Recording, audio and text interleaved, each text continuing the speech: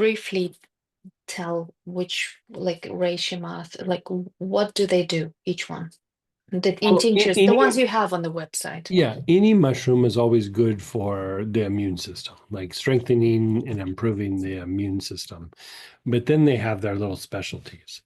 I would say reishi, very good for the immune system, very good for activating the crown, but it's very good for regulating the immune system. So you would use it like if the immune system was hypervigilant, hyperreactive, starting to go into like an autoimmune kind of response, or sometimes the immune system just won't calm down. It's very regulating to that. And so, still improves immune function, but a little bit more in that vein. Um, where Mataki and Shiitake, I think we're just doing Mataki right now, right? Mhm. Um, it's one of the mushrooms that is the biggest, like strongest stimulant of your body's immune system, like fighting off viruses and bacterias and things. But I would also say like Mataki will even help stimulate the aspects in the body that go after like chaotic cell growth and tumors and things like that. And so when you're needing to really pump up your immune system, Mataki is a good one. Like I want to say that's the one they call King of Mushrooms. Like it's like if you're really trying to boost up your immune system, you would do that.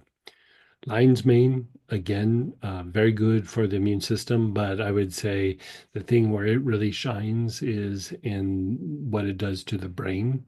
It can really help rehab the brain, especially when the brain has been toxic, either through exposure or poor circulation, poor lymphatic drainage, poor cerebral spinal fluid circulation. And, they've even done preliminary studies. They haven't done like a concrete study, but they were looking at the use of lion's mane when people even started to have like a little bit of dementia or a little bit of exposure to something that caused like some cognitive issues.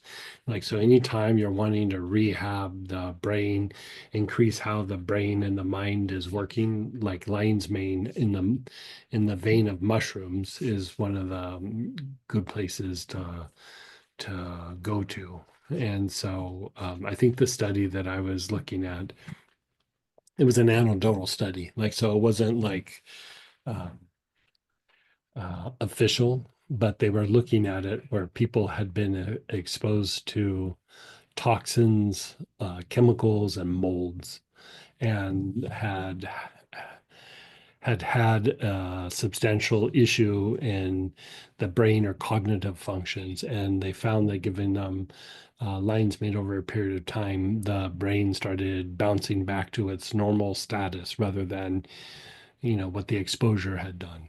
And so whenever I use lion's mane, I do find that it is like a mental or cognitive stimulant. It makes the brain work much better. Cordyceps is good, like you said, it's good for the lungs, it's good for the kidneys, it's good for the liver, still good for the immune system. All of the mushrooms really help elevate your energy levels and help kind of strengthen and tonify the body. But cordyceps, I would say, out of most of them, uh, very fortifying to the body. Um, One of the better things to use to treat like things like asthma, or if somebody who just always has respiratory issues, cordyceps is the thing to use as far as mushrooms are concerned. And definitely like the use of cordyceps, my experience with it many years ago treating patients is it reduced the production of mucus in the body. Because I think the impact it has on the kidneys, it just didn't, the body wouldn't convert fluid to mucus as much or as easy.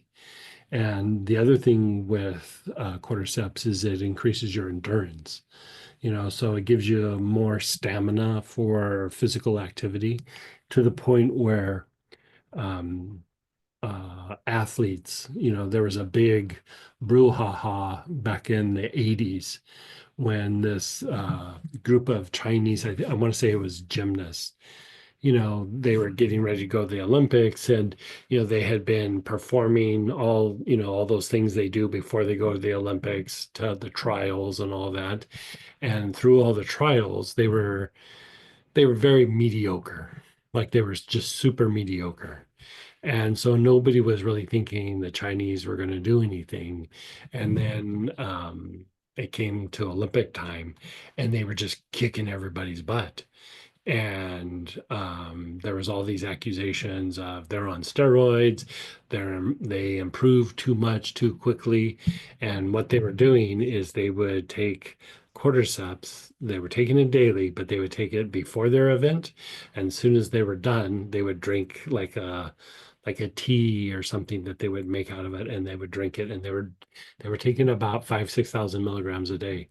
And basically they weren't having the lactic acid issues. Like, you know, when you push yourself and your body gets sore, that's lactic acid, basically. Like, you know, your body went into a phase where it wasn't getting enough oxygen, but you keep pushing, and your body's able to perform, but because of the lack of oxygen, it produces this acid in the body that makes your body sore and achy and things like that.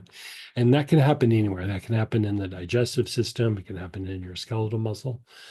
But them taking it before and then, but especially after, they didn't have the lactic acid issues. And so as they were performing day after day in the Olympics, everybody was getting a little tired and getting a little sore, but those guys weren't.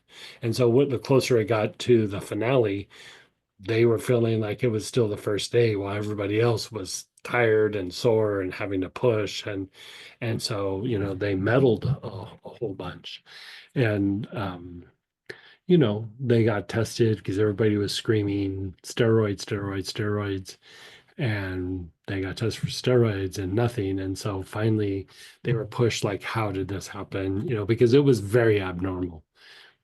And they just copped to it. They go, yeah, we use cordyceps. You know, it's a ancient Chinese or Tibetan thing that we do, and that's just what we did. And so that's back then, cordyceps was crazy priced because it wasn't being grown, like it wasn't being cultivated. You had to go and wild gather it, and it grows like a little bit under the ground. So you have to just move dirt around to find it. And so back then, I think it was like $100 or $110 a gram. Like it was like, you know, basically a gram would be 1,000 milligrams, you know, so like one big pill or two 500 milligram, that was like $100. And so, you know, people weren't using it back then, but over a period of time, people started cultivating and growing it. And it's become, you know, much more reasonable. You still have to be sure to get, like, because there'll be the mother mushroom, and then there'll be, you know, offspring of it, you know, after about 5 cycles where that grows away from the mother mushroom, the potency starts going down. So, you know, you have to kind of source the mushroom so that it's as close to the mother mushroom as possible to keep the potency. And there's a bunch of people that have things on the market where they don't keep re making the new mother mushroom. They just keep growing it from that one mother mushroom, and it might be 100 generations away from it. And so you'll get cordyceps that's a little bit cheaper, but it really kind of produces no result because it doesn't have any real potency to it. So, you know, most of the mushrooms you try to keep as close to the mother as you know, the mother mushroom as possible. And so I think that might be all of them. Is there one that I'm missing? Chaga. Chaga. So chaga is, again, very good for the immune system, especially inflammatory conditions. It is a very good anti-inflammatory type mushroom to be taking.